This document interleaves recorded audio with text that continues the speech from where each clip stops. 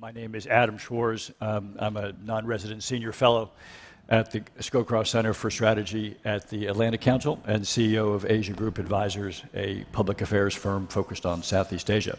I'd like to add my welcome to that of Fred's and Garev's to everybody here to join us on this opening panel of the Global Food Security Conference, and thank Fred and Gaurav for pulling us all together today on this very important topic. I want to just spend a little time just kind of on a format for today. As you can see, we've got quite a large group today. We don't have any prepared remarks or opening remarks planned on the schedule. So what I'd like to do is start with a few questions, and then we'll open it up to questions. Feel free to raise your hand. I'll do my best to keep track of the sequence in which the hands were raised. Given that we do have such a large number of people in the room, I would ask if people could keep their remarks relatively brief, 2 or 3 minutes, if you can, and we'll try to give as many people an opportunity to speak as we can.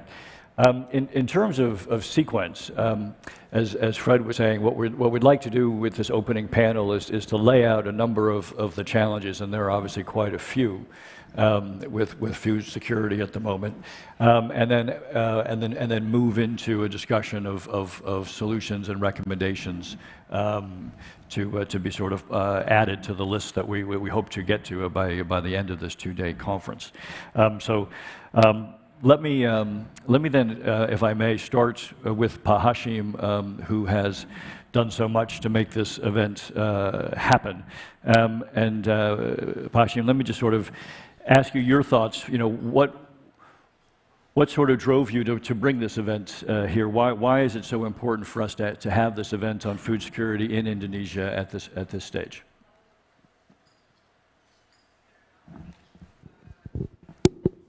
Adam, thanks very much for addressing your remarks to me and addressing your question to me. I think the major reason for my involvement in this forum and the efforts to bring this about is because it's because of Indonesia's increasing interdependence on global markets. You know, I think many people are very surprised, especially Europeans and North Americans, as to the effect of the Ukraine crisis, the Ukraine war, on countries as far away as Indonesia. But one statistic, it comes out very glaringly, is the fact that Indonesia imports, I think this year, 14 million tons of wheat. 14 million tons of wheat. Indonesia produces very little wheat. I think it's 0 tonnage. And therefore, anything that happens in faraway places, such as Ukraine, has a direct impact on the livelihoods of Indonesians. And I understand, and somebody asked me, why is the Ministry of Defense of Indonesia involved in this forum? It's because many of Indonesia's 500,000 soldiers depend on what we call Indomie, which is the instant noodles, for their food supply every day. So any negative impact on prices would have a direct impact on the soldiers of the Indonesian Armed Forces and the wider population. So this is, you know, the primary reason why I got involved, and any impact on wheat prices has another impact on other commodities, other food, corn, sorghum, rice, and has a knock-on impact. So that's primarily the reason why I got involved. Thank you, Adam. Thank you very much, Hashim. And let me now turn, given that obviously what's been happening in Ukraine is such an important part of this discussion we're having today, I'd like to turn to Kira Rudik. If you would maybe just ask you kind of the same question. In your view, why just lay out for us why you think this is such a critical issue for us to deal with today. Hello, everyone. I'm Kira Rudik, member of Ukrainian Parliament, a leader of the Liberal Party Holos, and it's my pleasure to be here today.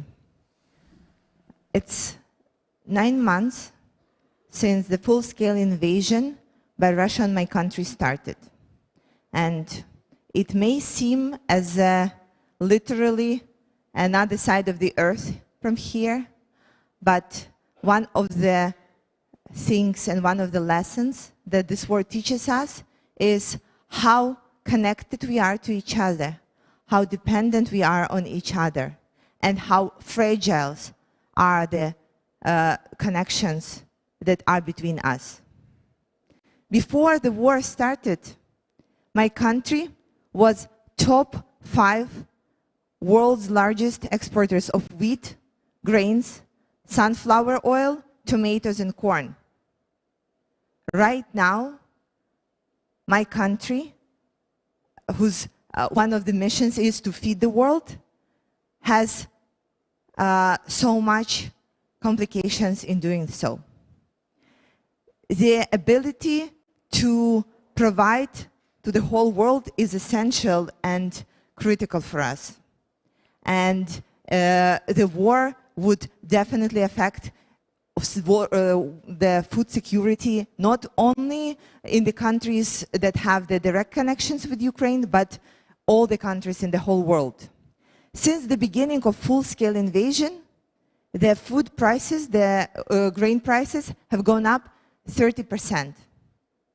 And the issue is that it is not only this year that would be affected, because you can imagine that it is very hard to plant wheat during the bombarding and to get the harvest during the bombarding. To have the territory of Ukraine, our huge lands mined, and where we were supposed to provide for the life, there is death right now.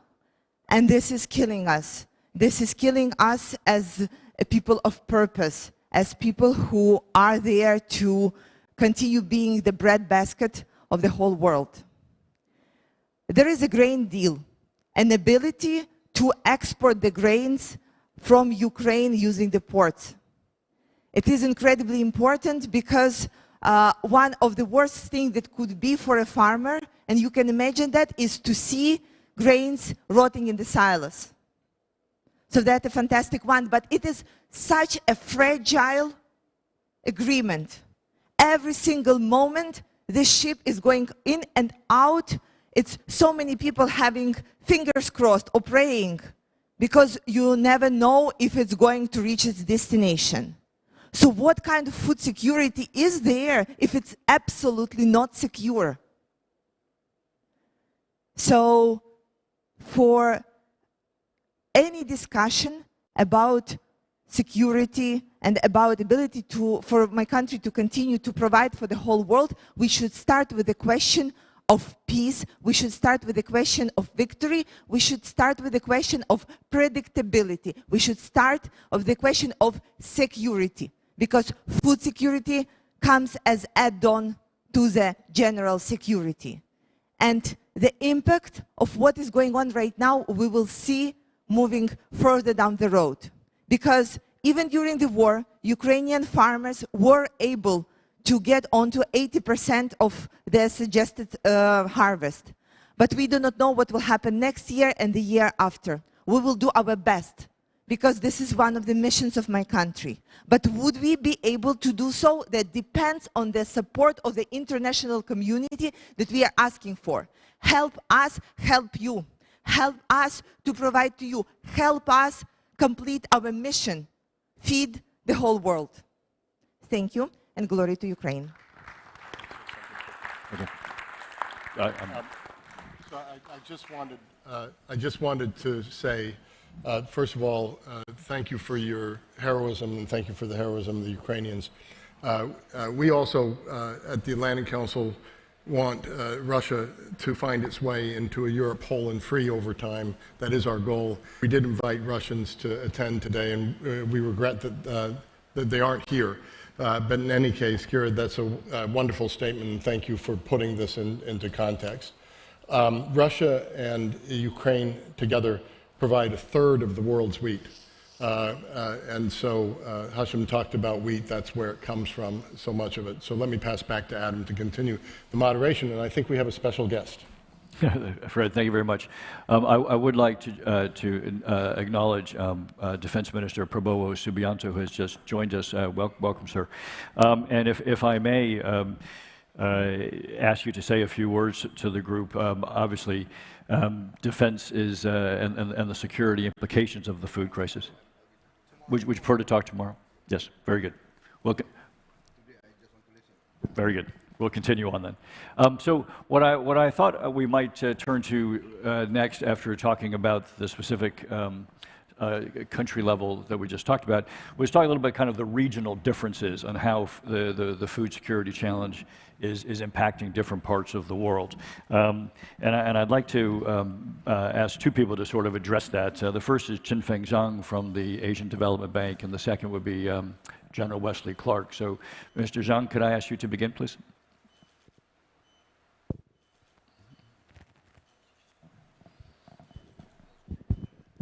Well, I'm going to start with Chinfeng. Yeah, thank you so much, Adam. First, I very honor you guys invite Asian Development Bank to attend this very important forum.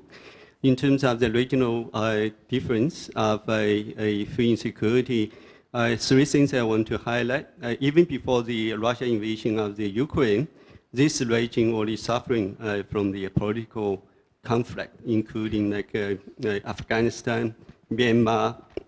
The very deep food insecurity already taking place. And also this region, of course, before the Russian invasion of Ukraine, climate change also have the big impact in this region. You just look at the floods, droughts, landslides, all of them affect the food insecurity. And you look at what happened in Pakistan this year, the floods and also droughts and the heat wave in India. And of course, the droughts in the Yangtze River was a significant effect on the food security. And again, just like our Indonesia counterpart just mentioned about it, the Russia invasion of the Ukraine basically escalate, the food insecurity risk. Many of our countries, and these 13 countries heavily rely on import of the wheat, fertilizer from Russia and also the Ukraine.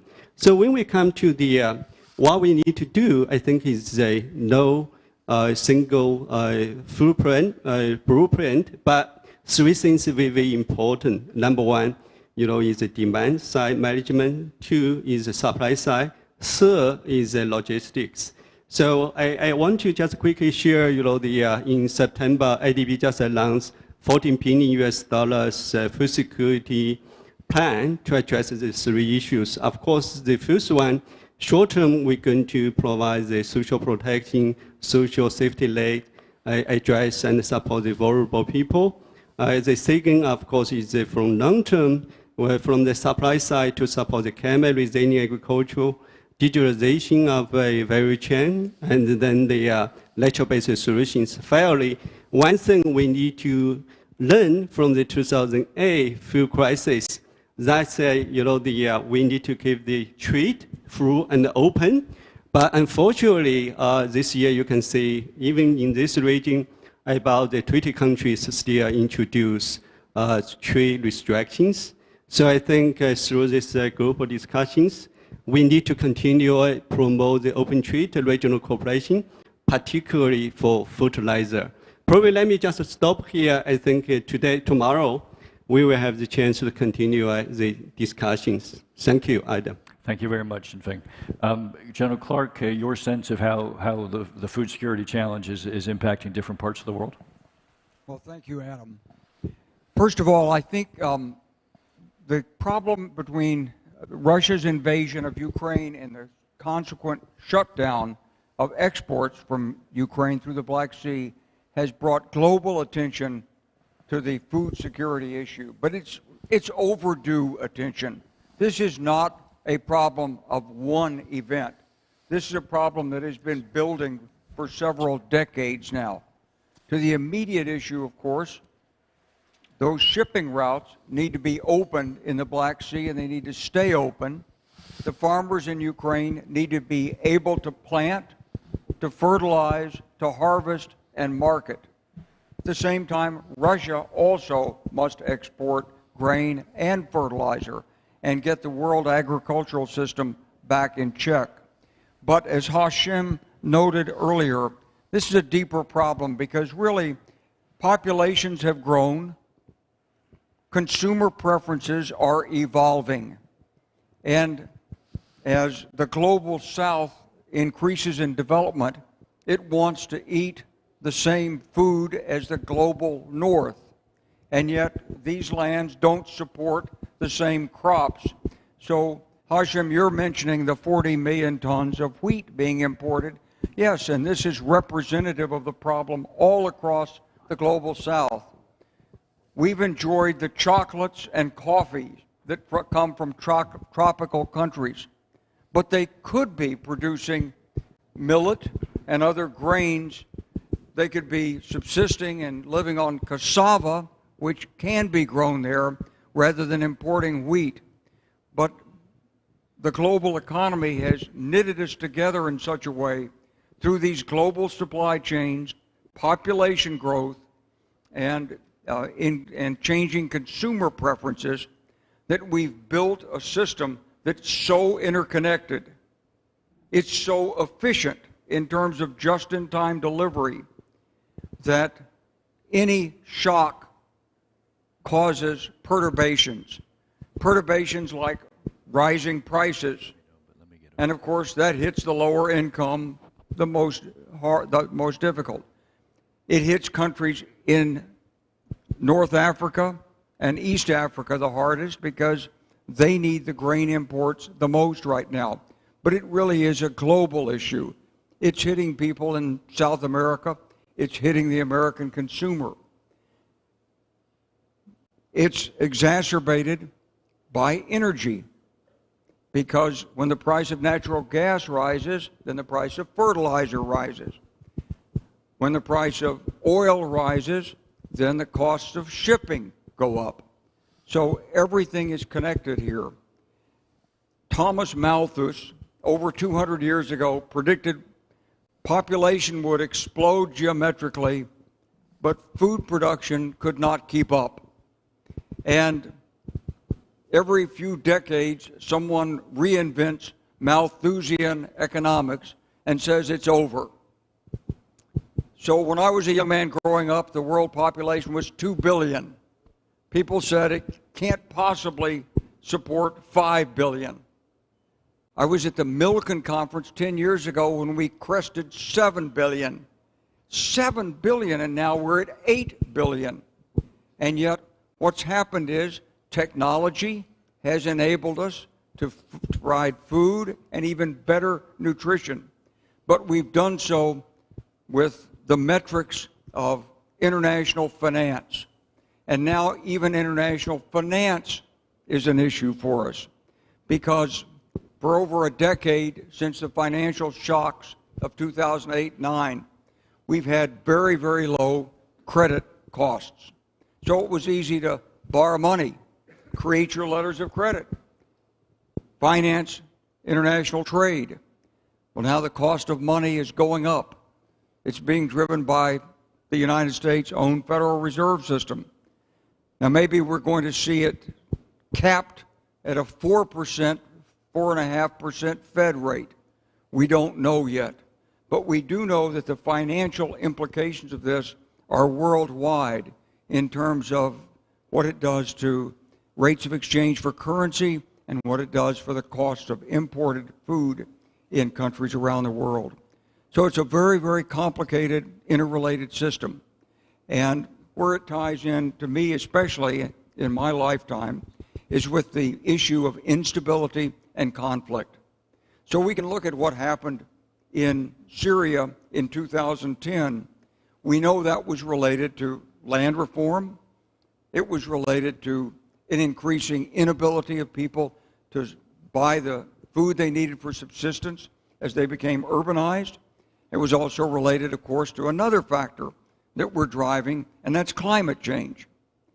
So between Syria, the Sahel in Africa, Somalia and East Africa, changing rainfall patterns, everything's in the mix. So what I hope we'll be able to do, Adam, in this workshop is the various experts here will jump in, give us their particular points of view, and then we'll use this to make sure that in the upcoming session tomorrow and for the G20, we don't let political leaders skate over the problem. These are problems.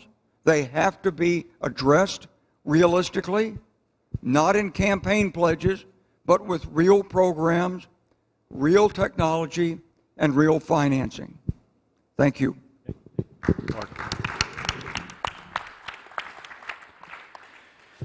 Let me, if I may now, turn to Ibu Nani Hendiarti from the Coordinating Minister of Maritime Affairs and Investment. Ibu Nani, if you share some thoughts with us on, from the variety of portfolios that you cover, how is this looming food security issue impacting those portfolios? Thank you. Thank you, General Winsley. Very good afternoon, Excellencies, ladies and gentlemen. I think this would like to thanks for this very good event where we see the issue on the food security is very important beside water and energy. So in our national program priority, we say that this food security is the top priority. So, and then we have several programs to support this priority in national priorities, such as the food estate.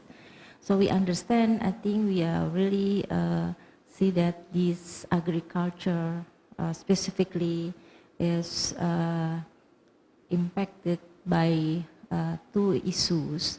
One of these in the context of the climate change, where they have also given impact to the both sides, I think, to the climate itself, where they gave also related with the water, and then also the in terms of the adaptation of the climate change, but also in terms of the mitigations, where we understand the methane is also part of this agriculture sector that we need to give specific attention. So I think in the context of this, we would like to highlight also that this issue will also connect with the rising of the global population and also incomes, as well as the urbanizations are also driving strong and diversified growth in the food. So besides also that link with the food, I think water is also other essential element of our existence. So for an example, in Java Islands in Indonesia is the most populated island with about almost 150 million of people. That is one of the Indonesian rice producer. So the rapid urbanization in Java boosts water demand for the household and also the industry, that creating also competition with irrigations in important water scarce agriculture region. So I would like then we would like to also raising this issue, so the connected between the three important, especially food and water. I think, yeah. Thank you very much. Thank you. Thank you, Ibu Nani.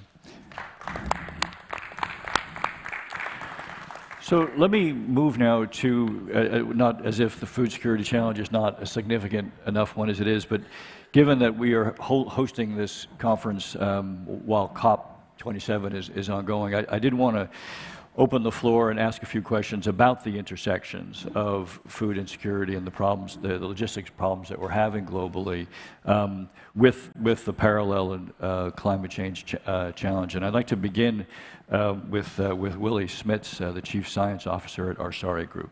Willie, thank you. Can we get a mic in the middle here? Thank you. Terima kasih. Thank you, Adam. Long time that you came to see the orangutans in East Kalimantan. Yeah, I'm more on the solution-based side of the equation, looking at how we can overcome the problems. So maybe I'd like to go into that there is actually hope. We are looking at, indeed, the interconnections between climate and food security. We see shifting climate zones. We see forests dying off in Siberia, in Canada, and as a result, we have very big emissions of CO2, and we have land use changes. So all of those are also going to impact what crops can be produced where, what diseases, what pests will be impacting the agricultural productivity. So on a worldwide scale, these interconnections are more than obvious with the shifting climate zones that we are facing. But there are also local solutions that need to be sought in the tropics. Here in the tropics, we have the most stable climatological conditions, and we can create agroforests. And agroforests, they can provide all the services that the people need. They can provide the food security, they can provide materials, they can provide energy, they regulate the local climate, they absorb vast amounts of CO2, we can produce biochar from all the waste materials that can be absorbed in the soil in quantities that are much, much higher than what we face at the moment in the atmosphere. So we can actually reduce the risk of fires, we can create more jobs. In that way, we can reduce the impact upon remaining forests, we can increase biodiversity. But those systems are not turnkey because they are complicated. People need know-how. People need to integrate various technologies and plants. But if you understand about nature and you see how nature has regenerated soil, then it is possible to do so. There's things like the fungi on the roots of the trees that produce a substance called glomalin, and that can fix the soil, prevent erosion, store again carbon. So really, those are the ways to go. We should go away from this monoculture attitude, which is actually gambling and is much more susceptible to pests and diseases, and as they are influenced by climate change worldwide. So I think more attention for the mixed systems and the real solutions. Thank you. Very good. Thank you very much. Let me, and that's a good beginning segue into the solution part of our conversation. But before we get there, I did want to table one or two other issues or challenges. And perhaps we can now turn to sort of the politics and geopolitics. We have with us today Peter Engelke, I hope I'm pronouncing that correctly, and Nicole Golden, who have been looking at this issue from the Atlantic Council from both a political and an economic perspective. I'd like to ask each of you to sort of share your thoughts from those different perspectives, how you see these emerging and probably increasing implications from the food security challenge that we're facing. Peter, can you start with you? Great. Thank you so much. And thank you for everyone for joining with the Atlantic Council here today and tomorrow. We're delighted that this event is upon us. So I run our foresight practice at the Atlantic Council, which means that we take the idea of sort of longer timescales. We take that seriously. And so to answer the question about sort of where are we headed when we look at food and its relationship to geopolitics, I mean, I think it might be appropriate to look at where we've been historically. And where we've been, frankly, is that in a long sweep of human history, is that if you look at city-states, nations, empires, et cetera, that food and geopolitics have been incredibly intertwined over the longer sweep of our history through cities, states, nations, empires, trying to secure supplies of food, stable supplies of food through domestic production, through trade and diplomacy, but also through, and this is the critical point, I think, through conquest and through warfare. And that food has been both a source and a consequence of conflict and warfare for much of our species' history, states have sought to deny their rivals access to food, and as well as the territory upon which the food is produced. And as a result of that, of course, individuals have suffered greatly. We've already heard about that this morning. Hunger and famine have been, of course, the twinned results of that conflict over time. If you flash to the world that we live in now, you flash forward, we've been living in a really pretty benign relationship, if you're talking about geopolitics on the one hand and food on the other, since really the end of the Second World War. Until not that long ago, we could make a claim that the modern global food system has been a real improvement over the history that I just described. I mean, we have had, as we've heard this morning, an open global trading system plus a very tech and energy-intensive system that has meant that we've been able to dramatically increase the amount of food that we can produce globally. This is per General Clark's point earlier about how we can get from feeding 2 billion people to now 8 billion people in the world, and therefore defeat malthus in the process. The system, of course, is not perfect, never has been. There's all kinds of problems with it, as we've also heard this morning. But nonetheless, that linkage between food and geopolitics has been a little bit more sedate in the post-Second World War period. And then we come to this year, right? We come to 2022, and we see, of course, the impact of the war in Ukraine, which, as we've already heard this morning, that conflict can, in fact, have real global repercussions on the question of food, and the relationship, therefore, between food and sort of power in the world. It also reinforces, as we've also heard this morning, that the global food system that we built, upon which we relied, also a point that General Clark made earlier about the efficiency of that system. That efficiency of that system is highly vulnerable to disruption. There are only a relatively small number of breadbaskets in the world, and if you choke off one or more of those through drought, through flooding, through warfare, you can actually have real and unfortunate impacts on the world. In addition to the high dependence that we have on energy and the energy system. And if you add to all of this what I call ecology's long shadow, which is not just climate change, it's biodiversity and the problems that come with both of those things, we're entering into a world that I would characterize as more geopolitical risk surrounding food rather than less. And that I don't think has characterized the world that we've inhabited for a very long time. So if we look ahead, we're looking at sources of risk between the relationship between food on the one hand, geopolitics on the other, that arise from climate shocks, right, that the severe drought and flooding, heat waves, et cetera, that we've seen in the world over the last few years that are becoming more common. It's going to continue to be more common in the future. The impacts, of course, are going to be negative on food production. As a result, therefore, you're going to get impacts on fragility, state fragility around the world. And therefore, you're going to get the spillover consequences from that. You're going to get more conflict in localized areas. You're going to get forced outmigration and more. And then, of course, you've got a series of geopolitical shocks that arise from all of this, including the increased risk of hoarding and protectionism, even by major states in the system. And, of course, the specter, frankly, of conflicts over food between states, which we've been largely spared from in the post-Second World War period. And then the last source of risk I would point out would be really the risk that the global governance system is not going to keep up with the demand for solutions, right? That we know, looking at the interstate system, that it's not easy to arrive at global solutions through global agreements. And as a result, there is a real possibility that despite the scale of this challenge, that like, for example, thus far with climate change, we may run the risk of not being able to address this problem through multilateral solutions. And then on top of all of this, I think it's also important to point out that we're trying to decarbonize the energy system at the very same time, that very same energy system that feeds, quite literally, the global food system. And I know that I don't want to go too much longer, but I want to say that the future is not lost, despite what I just said. There is quite a bit of room for optimism. We've heard that from a number of speakers, and that's why we're all here, because we believe in that.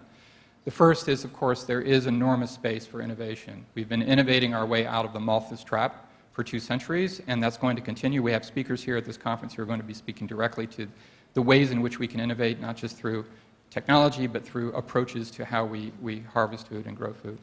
The second, of course, is that there is, in fact, always cooperation for global governance. including at forums like the G20, right, that human beings possess agency and states possess agency, and that we need to remember that. It may be hard, it may be difficult, it may be really difficult to tackle so-called wicked problems, but it can be done. And then finally, we can, in fact, diversify the production challenges that we just heard about and to make the global food system more resilient by geography, in other words, create more breadbaskets around the world, by commodity to reduce our dependence on just a few small numbers of seed varieties in the world, and then by type of production. In other words, to go to these kinds of solutions involving agroforestry, more creative sort of aquaculture and the like. And with that, I'll stop. Nicole, and if I could ask you to keep it a little bit brief, because I want to move us into our solution part of our conversation. Thank you. Absolutely, thank you. I'll just make a couple of additional points and add on to all that Peter and some other folks have said already on what I would say the geopolitical economy dynamics at play. And just picking up a little bit on some of the things we've heard about population hitting 8 billion and some of the demographic issues and how those play into the geopolitical economy, is that in addition to thinking about these at the kind of country and the broad macro level, it's also really about people, right, at the community and even in the household level. And so when we think about those geopolitical economy dynamics, I think we also want to make sure, as we're getting into the solutions conversation, that we're recognizing that not all people in not all places are affected equally. So we talked a little bit about some of the regional distinctions, but we would, I think, be remiss if we didn't acknowledge and bring into the conversation the fact that women and young people are particularly often disproportionately impacted by the food crisis, women and children in particular. And so how we think about that in terms of household dynamics, I think is really critical. We talked a little bit about region. I was pleased to hear the coordinator bring up urbanization, because again, those urban food insecurity issues are often not as prominent in the conversation or in the solutions conversation. So we really need to think about those rural-urban linkages and those dynamics, particularly as they come back to play in terms of that conflict and stabilization, right, and getting back to those young people who are more than half the world's population, and how they are impacted by these at the individual level and how those kind of aggregate up into community and national issues. So I'll stop there. I know we're short on time, but thank you and look forward to continuing. Thank you, Nicole. So I'd like us now to sort of begin to slide into what I've been thinking of as, or describing as the solution part of the conversation. Obviously, it's an equally complex and broad conversation, as is the challenges. I'd like to ask David Merrill, the president of the U.S.-Indonesia Society. David, you ran actually a large food security conference in Washington, I believe, last month. Maybe we could ask you to kind of set a framework here for what are the different parts of the solution set that the world is looking at to sort of begin to meet this challenge. Thank you. Well, first of all, I'm going to agree with General Wesley Clark. It's always a good idea anyway, and he happens to be right. It's excellent to discuss the troubled state of global food security, but the task is, what is the world going to do about it? Now, we have come a long way. In the spring of this year, the G20 wasn't even sure that it wanted to deal with global food security. It said, this is a political issue. This is not an economic issue. And it took about 4 or 5 weeks for the G20 to come around to say, this is an economic development issue, no matter how much it's related to war. At this moment, maybe someone knows, I don't know, whether there will be a G20 food security communique. First of all, it has to be no objection by any member of the G20. So that alone means we don't know for sure, unless someone knows. But there are things that can be in it. First of all, the international organizations have to agree to do what they can. The multilateral development banks, the World Food Program, the FAO, the WTO, and others. I think progress is being made on that. I think it was made on that this summer during the multilateral meetings held here in Bali. On fertilizers, I don't know whether there will be specific recommendations on fertilizers. There should be, on increasing fertilizer supply, on the kinds of fertilizer, on how they should be used efficiently, and so on. There are many people in this room who are experts on that. Whether their ideas will be translated into G20 recommendations. So, a domestic supply response needs to be cultivated. And there should be, I think, and others do, some kind of mechanism created out of the G20 itself for some kind of forum for discussion of global food security, possibly chaired by Indonesia, who is in the best position to chair it. This does not have to be an organization that will dictate to others, but it has to be, in my view, an organization that can continue to examine and bring about solutions coming out of this G20 meeting. So I think that we need to build a bridge. There are those of us here who probably know how to do that, if it's not too late, to the G20 food security communique. Here we are in Bali. The meeting is taking place tomorrow or this week. And there's a lot of talent in this room.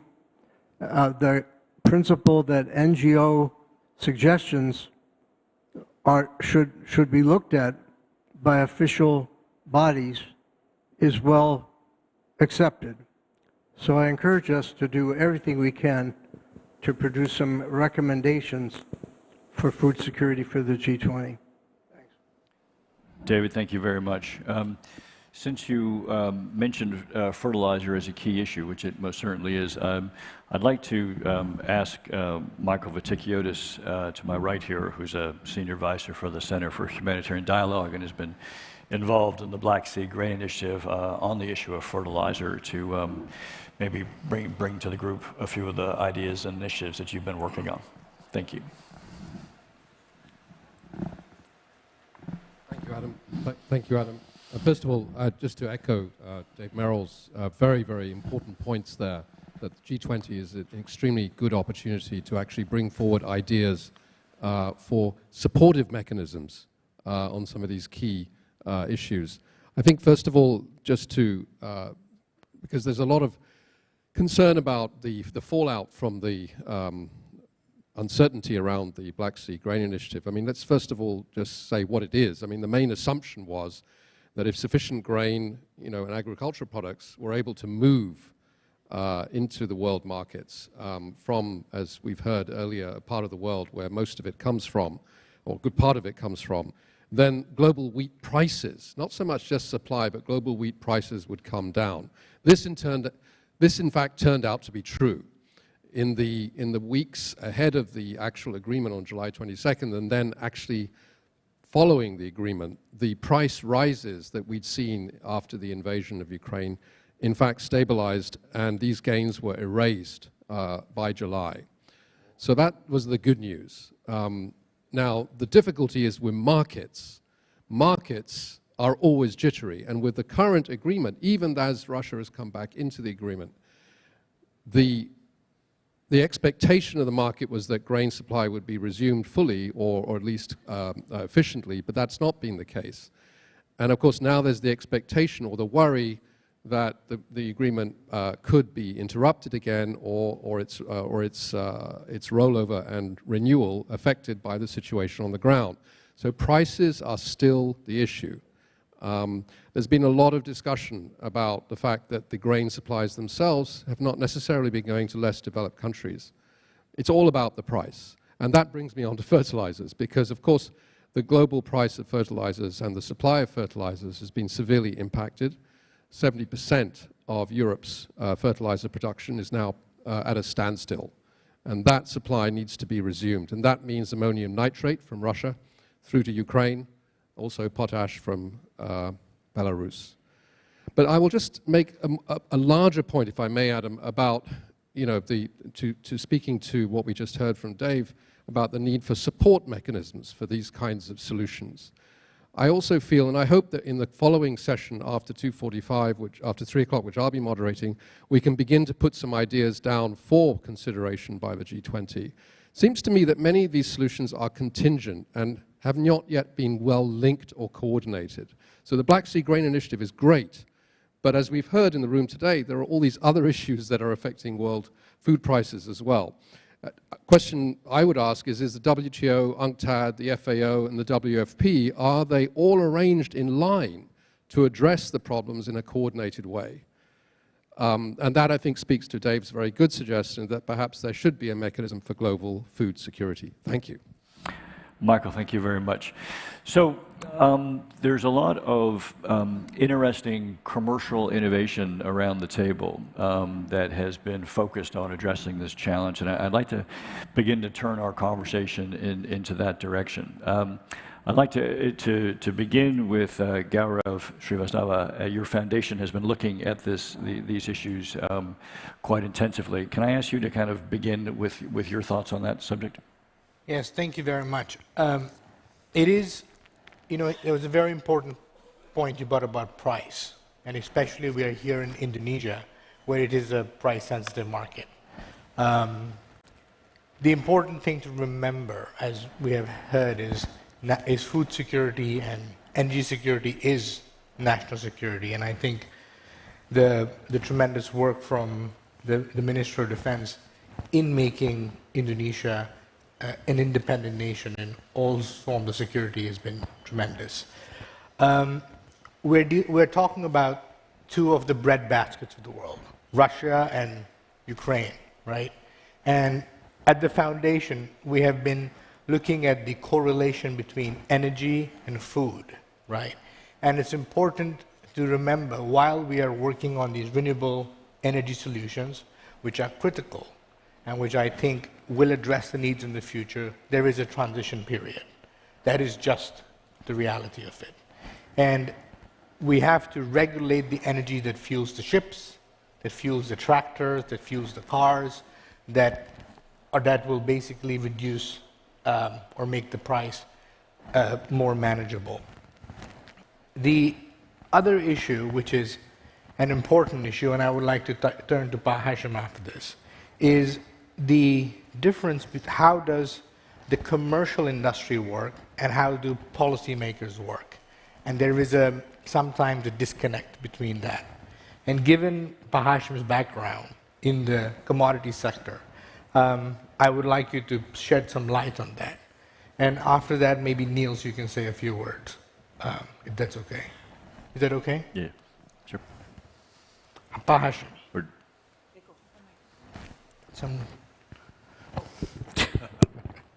Right. Gaurav, thanks very much.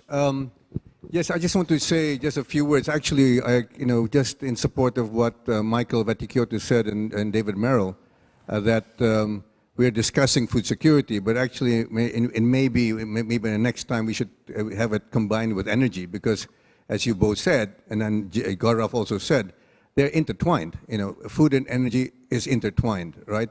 Higher energy prices impact food prices, impact fertilizer, and so forth. So I think that's basically what I want to say. I mean, I think some of the folks here on my left mentioned the impact on North Africa, on East Africa, and we talked about climate change.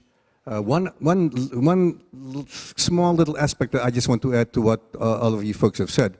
I think there's a demographic challenge in the future. We're talking about the near-term challenges, but there is a medium and long-term challenge, and that's a demographic challenge. I would call it demographic challenge. Except in Indonesia, agriculture is not a particularly popular profession for young people. And if you notice, in this island of Bali, most of the farmers are over 50 years old, 60 years old, even approaching my age, 68.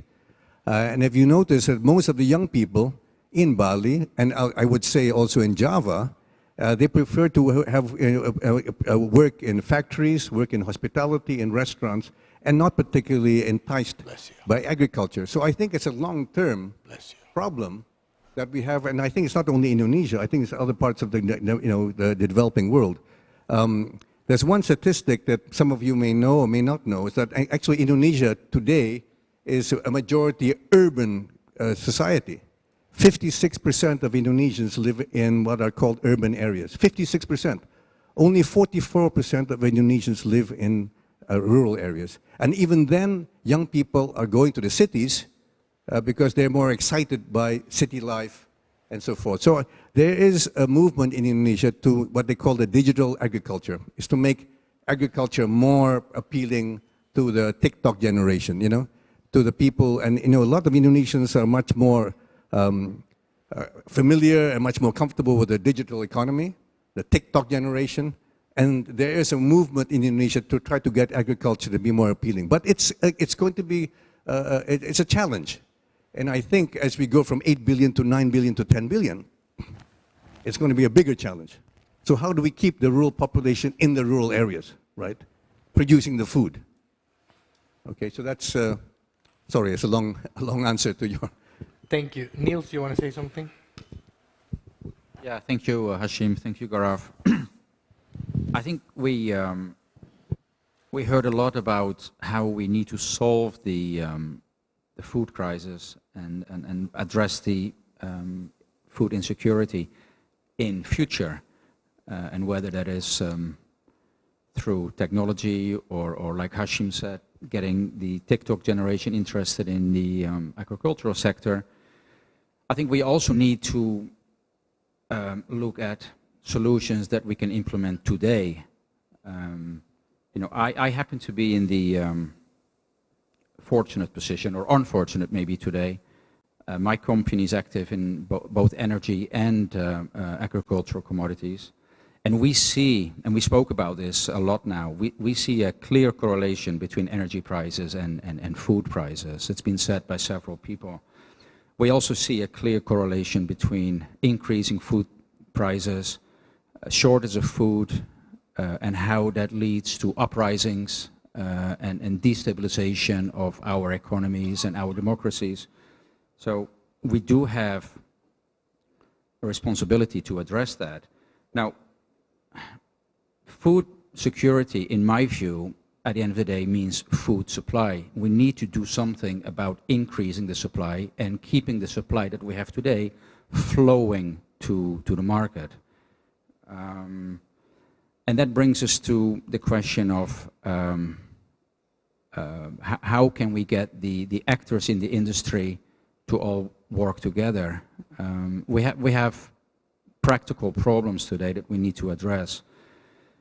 The other day, General Clark and myself, we looked at supplying rice to an East African country. Everything is lined up, the transportation and everything, but we face an issue. That particular African country cannot open letters of credit.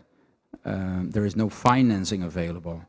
And I think that's an issue that we really need to address. My company exports corn from Ukraine and wheat from Russia, but we face a practical problem. We'd like to bring this wheat to Sudan, to Yemen, to Uganda. Some of our friends from Uganda and Zimbabwe and DRC are here. We face a very practical solution. The ship owners do not want to load grain and wheat from Russia. The banks do not want to finance it, so it means that we have to finance it ourselves, and that brings us to a certain limitation. We can only do so much with our own funding, and that's the problem we face today. It's great to talk about future solutions, but today we have a solution already, and that means we need to get the industry actors to recognize that we all need to work together, that we need to make some difficult decisions. Treasury, the US government has been very clear. The oil and the food needs to flow to the market. There are no sanctions on food and energy exports from Russia, but yet the industry is self-sanctioning. And that has contributed to the shortage that we see today. I think that's an issue that we really need to address, and I hope that in the next 2 or 3 days we can all come to an understanding that we need to make the difficult decision, even though maybe politically we don't like it, but from a practical aspect, we need to say we need the food and the energy to continue to flow. How do we do that? By getting the ship owners, the banks, the insurance companies to recognize that we have a bigger responsibility than, how can I say, our morals, our moral ethics. We have, maybe we should, the biggest victim in all of this is, for example, Africa. We haven't spoken a lot about Africa. Every barrel of oil that now goes to Europe, because Europe can pay these higher prices, every cargo of grain that goes to Europe, which Europe can afford to pay these higher prices, does not go to Africa. That is an issue that we need to address, and we can only address that if we get the industry to accept that we need to finance these cargoes. We need to insure these cargoes. The ship owners need to be willing to go to the Black Sea ports. That's one thing that I'd like to throw into the group for us to think about. Another aspect that I think we need to recognize is that food and energy, as has been said many times now, are related. We need to address the high energy prices. Again, prices are dictated by supply and demand, so we need to do something about increasing the supply. The quickest way to bring prices down is to increase supply. It's very simple. How do we do that? By finding a mechanism to facilitate increasing oil exports. The G7 community has come up with the idea of maybe facilitating supply by introducing a price cap. And I think it will be an interesting discussion to see if there are maybe better alternatives to a price cap. There's all kinds of reasons why price caps may not necessarily be the solution.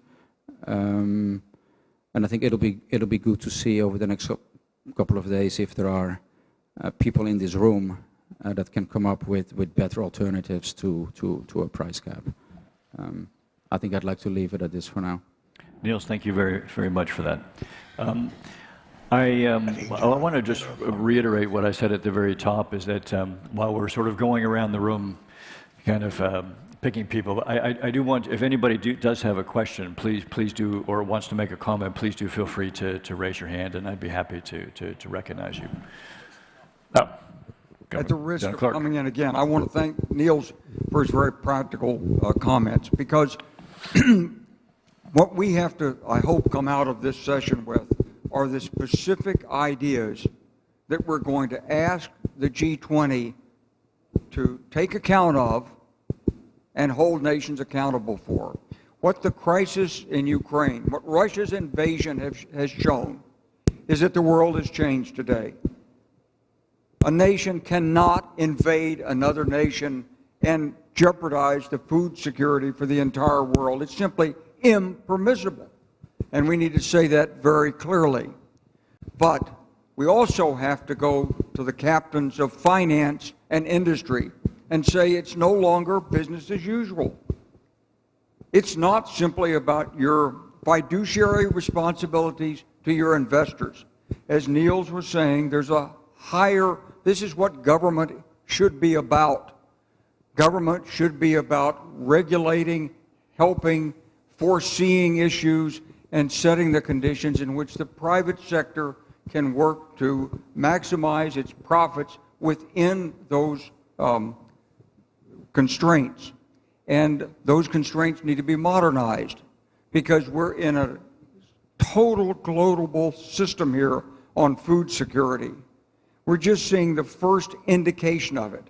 So geopolitically, just to follow on something Peter was saying, in the United States, and I'm sure in Asia, people are very concerned about the future of Taiwan. Now, what could happen with Taiwan shipping in the South China Sea, where a third of the world's commerce goes through? And imagine what the impact of that will be on global food security. So I think, it's a wake-up call now in this war in Ukraine. It's a wake-up call for the international community to really look at the consequences of globalization, of how it's affected each of us. And it's no longer sufficient, in my view, to say, well, it's up to the private sector. We'll let the Rothschilds decide, how much credit they're going to give to the Prussians on whether they're going to get to invade France again. No, we're past the 18th and 19th century. This is the whole point of global governance. We've got to move toward a greater appreciation of responsibilities. Now, I hope then, Neil's building on what you will get other people here who are the experts to come up with their specific suggestions so we can take this forward and have something that G20 can really sink its teeth into on food security. Thank you. General Clark, thank you for those remarks. I did promise to get back to some of the the agricultural innovations that are happening, and some of the very exciting ones to deal or be a contributor to meeting the challenge of food security. Bakor Kfezareli and Erez Fait are both sort of in this space, and Erez, maybe I could ask you to start.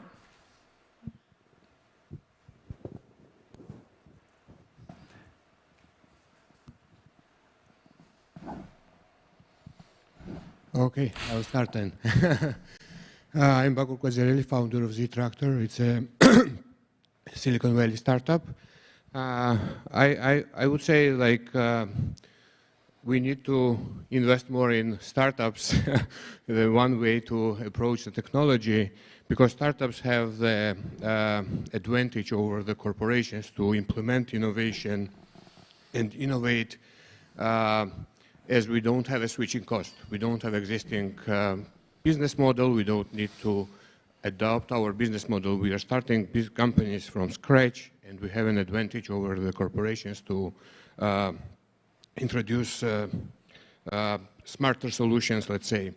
Another thing I would like to mention is that we are building autonomous electric tractors for agriculture. We want to build 25,000 tractors a year starting from 2025, and build on top of the tractors, build a network which will connect these tractors, where we will be able to collect real-time data. And the real-time data, we see the benefits of real-time data in the industries like aviation. Aviation is much safer, much more predictable with the real-time data collection. We see the real-time data in the postal and mailing services, which is convenience and efficiency and the transparency. And we see the real-time data in weather forecasting, right? We believe that the future of, we can fix many problems in agriculture field by introducing real-time data collection from the field, which is from tractor, from weather stations in the field, and so on. And this way, it can serve as early alert system. We can predict the future of yield. We can predict the crisis. We can predict the outbreak of the different pests and insects and so on. I think focusing on startups can be one angle of not completely solving this problem, but addressing the problems we are facing today. Thank you. Thank you, Bakor. Eric, over to you, please. Good afternoon. So far, we heard about the problems. I would like to talk about solutions. So we started about 6 years ago with developing autonomous system that irrigate and fertigate the crops based on the crops needs. You can think like a baby in incubator. And because we believe that food security means self-independent production in every country, because we found out that the logistics become an issue, COVID, war, etc. And we have later on a session, but I would like to mention that the only way that we think to overcome the issue of education and the issue of knowledge is by technology. And I can say that the Minister of Defense left, but he was the action about 3 years ago, and we established a farm in Indonesia before the COVID. It was implemented during the COVID, remote control. It's still active, and it's produced more than 30 type of crops, indoor, outdoor, with great results. In parallel, we work in California, where there is drought, and we manage to grow things with no fertilizer and less water, etc. So we think that the way of solving the issue of agriculture is produce locally all the things that the agriculture needs. And this will shorten the cycle of logistics, because cost of logistics and distributing the knowledge to the remote area, like Mr. Hashim said, is the main issue. And we are working here together with the farmers, together with the universities, how to adapt this technology and bring back the youth to the circle of the production of the food. And the idea, especially in countries around the equator like Indonesia, is to grow food all year round, independent of the rain and other climate issues. And this is something that later on we can share and to see how we can help solving this kind of challenges. Thank you. Aries, thank you very much for that. We've got about 10 or 15 minutes left, and I want to just sort of encourage anybody who has a comment to raise your hand. And before I could say it, ma'am, over to you, please. Can we have a mic in the middle of the left-hand row, please?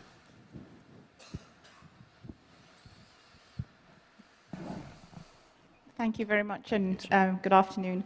My name's Gwen Waba from the African Export and Import Bank, and I'd really just like to first start by commending Neil for those comments that you made, which were top of mind for me.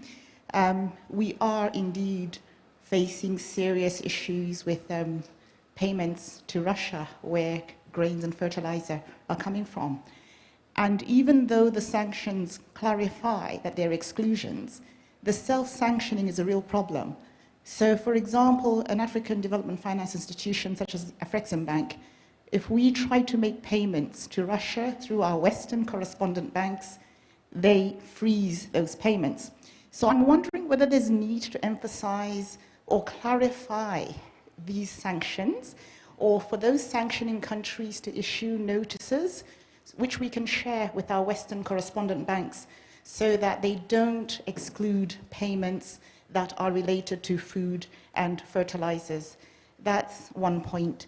And then the second point is, again, the capacity of financing to African counterparties has been curtailed or cancelled altogether, as is usually the case when there's a crisis. And I think somebody did mention that it's not business as usual. So it's important that Western financial institutions, in times of crisis like this, don't pull back things like confirmation lines, because the price of energy and of fertilizer and grains has gone up, trebled and quadrupled. So that means there's more financing capacity in a trade flow where there's already an existing trade financing gap of billions of dollars. So we need that support from the West. And then my final point was really, even as we solve the problems, the immediate problems to get grains to these vulnerable countries, what do we do about the medium to long term? I think we also need to encourage investment into Africa for more production of food. But in order to produce more food, you need fertilizer. So perhaps investors should also look at partnering to set up fertilizer production plants on the African continent, so that there's more or less self-dependence on other nations. And I think then in the longer term, there'll be more food security for the continent. Thank you. Thank you very much. I'm sure that's a topic that will be picked up in the following session. Thank you for raising it. Matt Kroenig, I think you raised your hand.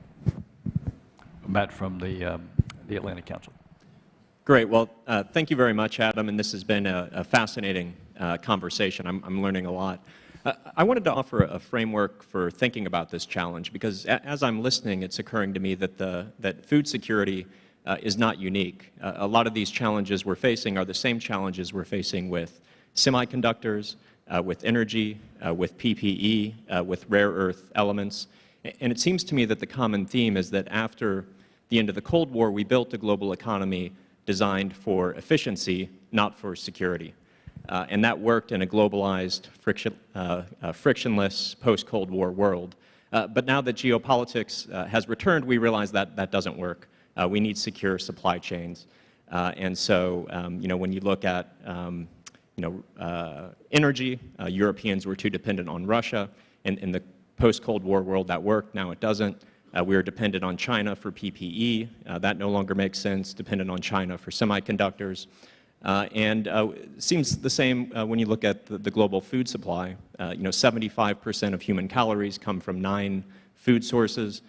We have a few breadbaskets like Russia and Ukraine producing. The rest of the world is importing. And so as we look towards solutions, it seems to me like some of the solutions here may be similar to the solutions in other areas. Diversifying supply chains. So instead of importing everything, more local production, millet in India, urea fertilizer in Africa, the diversity in terms of more biodiversity. So I'm not an expert in this area, but I'm seeing patterns, and I think maybe some of the solutions we're looking at in other areas of reshoring and ally shoring may make sense here as well. Thanks. Thank you very much. As we sort of begin to, without stealing too much thunder from the session to come, begin to think through what is it that we want this conference to contribute to the findings of the G20. Perhaps I could ask Ambassador of Ukraine to Indonesia, if you had some thoughts as to what, from Ukraine's perspective, what would you like the G20 to have to say on this food security issue, which will come up in a couple of days. Thank you. Thank you very much. Good afternoon, everybody. Actually, I was not preparing to speak in this panel, but since you asked, right, I just make some very brief remarks on what I think on that. First of all, I would believe that if you talk about the crisis, right, food crisis, whatever, logistic crisis, first of all, we have to identify the roots of the crisis to deal with it efficiently. And otherwise, it will be like, giving remedy to a person. Instead of giving remedy to a person like contaminated with something, just give painkillers. And the crisis will develop, and the human body eventually dies. So instead of giving painkillers, we must give the proper remedy. After identifying what is the key problem. And we know what is the key problem. For all the crises, to put it in other words, rather than repeating that it is the Russian aggression, I would say that this is the global crisis of trust and diplomacy. We failed. United Nations failed, like League of Nations many years ago. So now, after UN is paralyzed, it's very important for the world to identify the group or whatever, group of world leaders who can work out the instruments and mechanisms of how to deal with the problem efficiently and from the roots, starting from the roots, right? So I hope, right? It's not that something I can know, but it's my hope that leaders of the world must act like leaders. They don't only have the rights to decide the destiny for the world economy and society and the directions for development. They also have duty to protect security, peace, development, prosperity of the world. And this is heavy duty. And in this situation, the world leaders, what I mean acting by leaders, they don't have to just discuss and trying to see, give the painkillers. Well, let's talk about the food crisis and don't talk about the war. No. If you act like leaders, you have to identify the problem and take immediate measures to nip it in the bud. to clean the body of a virus. This is essential.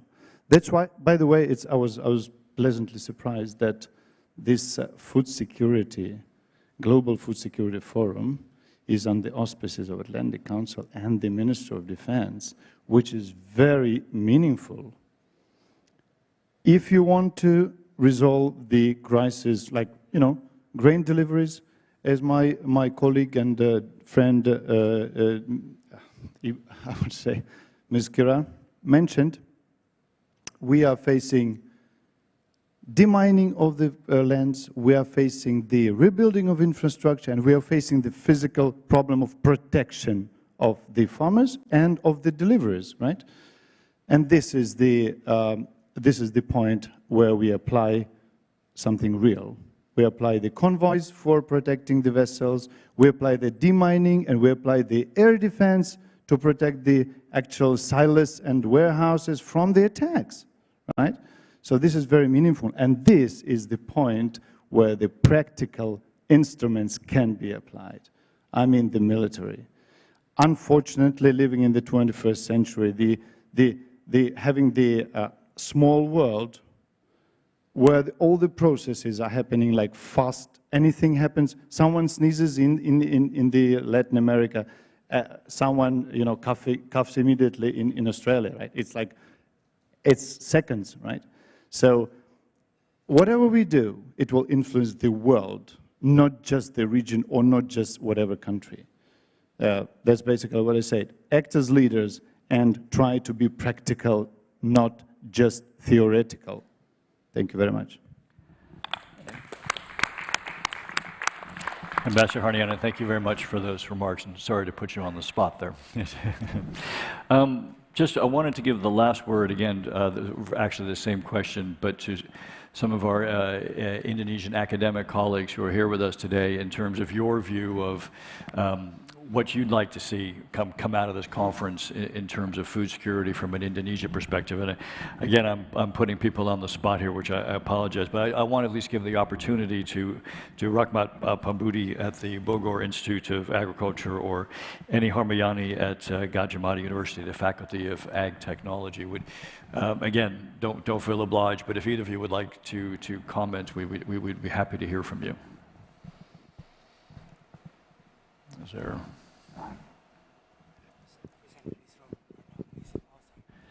They're not taking that opportunity because they're not here. So we'll pass here. Oh, yes, please. Thank you very much, Mr. Chairman. My name is Eni Harmayani from Gadjah Mada University.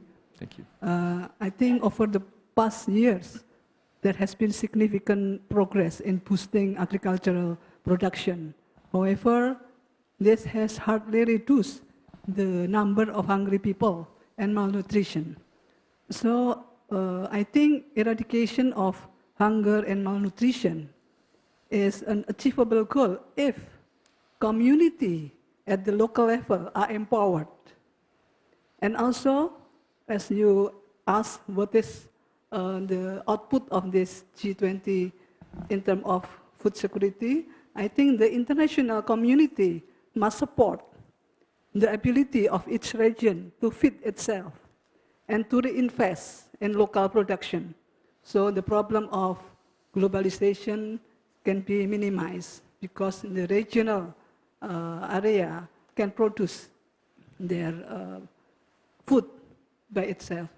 So support by international community for the region to feed itself, I think it's very important. And combination of technology and also local wisdom is very important because human is the center of the development. Thank you very much. Thank you very much, Ibu Eni. I'm going to now give the last word to Gaurav. Maybe start us off, and I'd like you to maybe give us a few concluding remarks from your end. Thank you. Oh, please, sir, can we get a mic? We do have a few more minutes. Thank you. Thank you very much, Chair. I'm Kasdi from the Ministry of Agriculture. Right. Yeah. So I would like, because one colleague has raised about the result of the agriculture working group here in Bali. for several months ago. So the G20 Agriculture Working Group just concluded and come up with 22 para of the communique, but unfortunately only one communique, one para is not consensus by all the members regarding the geopolitical tension of Russia and Ukraine. But substantially, in fact, that we are going to come up with the 3 priority issues. First is how we can promote sustainable and resilient agri-food system. Within the situation is not, unpredictable here in global situation. So agri-food system, dynamic behavior, we have to concern on that. So the secondly is about how we can promote an open, fair, transparent, non-discriminative of the agriculture trade. And this is all members agree that all the countries, especially who the center of the food production, is not allowed to restrict of export. This is very important because if you do that, so the country within the very insecurity in food, that will be troubles. This all members agree with the export restriction should be avoided. The third is how to promote innovation. Everybody talk about the technology promotion, but we are focused on agripreneurship, especially for millennial people. That's just mentioned by Dr. Hasim. That is quite rare here in Indonesia, but we are now start how to train the millennial people in terms of the technology because they are very fluently in the technology. This is why transformation of agri-food system is very important. So in terms of experience in Indonesia here, so we now facing the global food crisis. So Indonesia start with the policy and program how to secure on that. First, how to increase the production capacity of your food. This is very important, especially for us here in Indonesia. We still imported 11 million tons of wheat from all over the world. 11 million tons. So that means 9 million tons for food, 2 million tons for feed. So it's very, very, very, and I'm very glad to see that one of our colleagues raised about the cassava. So we are now focused on cassava, on sagu, on sorghum, should be substitute from the how big of food that wheat, for example, to import it. So we substituted to reduce of our import on the wheat. So secondly is how to develop of substitution of meat, for example. So not only of cattle, but we are also develop of poultry and so on. So that means that we have to try to find another alternative if you don't have any source of food on this country. So that's very important. The third is priority is about, well, in terms of the conclusion of Agriculture Working Group in Bali, that export restriction should be avoided. So we try to have increasing production of any of commodity because we have very diversified commodity here, horticulture, food crop, estate crop, especially on livestock as well. So we try to have, when we have more, we have to export it. So this is so we have 5 strategies here in Indonesia. So especially one that I mentioned already, how to increase our capacity production, promoting local-based food diversification. It's not only rice, because now we're increasing our production of rice. We have surplus already, 10.2 million tons. We have a storage of rice right now. So we have tried to export it on that. So secondly is how to promote, to strengthen food reserve and logistics system. This is very important. Certainly modernization of agriculture, as everybody mentioned about the mechanization, machinery is very important because you can reduce losses here in Indonesia. Losses is 11 to 12% of our harvest. If you do with mechanization, we can reduce until 5%. So that means you reserve of 7%. Our production is 54 million tons of rice. So that means, so when compared to the rice that start to cook, yeah, we have a 32 million tons. Every year we surplus about 2 million tons. So this is why our focus is how to increase production capacity, diversification product. It's not only the rice, but also the other source of food. Thank you very much. Kasti, thank you very much. It's a very useful way to end this session and move us on to the next one with that emphasis on food resilience. Thank you very much. Gareth, did you want to just close us off briefly? Thank you. Thank you. Hello. Not yet. There you go. Thank you. I think the underlying theme of the conversation so far is we're all connected. All these events, food security, energy security, is all connected to ultimately national security and the stability of human beings. And the ambassador from Ukraine, he very well described the plight in Ukraine because of the conflict. We can take it one step further and remember that while we see the physical impacts of what's going on, these are multi-generational impacts, because once there is weapons on that land may not ever be able to plant again. They may not be able to grow any more crops again. And it goes back to remembering that countries in Asia, countries in Africa, their challenges are immediate, and we need to regulate those. And the risk is, if it is not regulated, the business that will go underground, and that creates a larger issue, which is it puts money in the hands of bad state actors, like Iran and Venezuela. And we definitely do not want that. But thank you so much for shedding the light on this conversation. And I think as we talk through this, I hope we can find a solution. And it is important to remember that we are the custodians of blessings and be able to pass it on from one generation to the next. So thank you very much. Thank you, Gareth.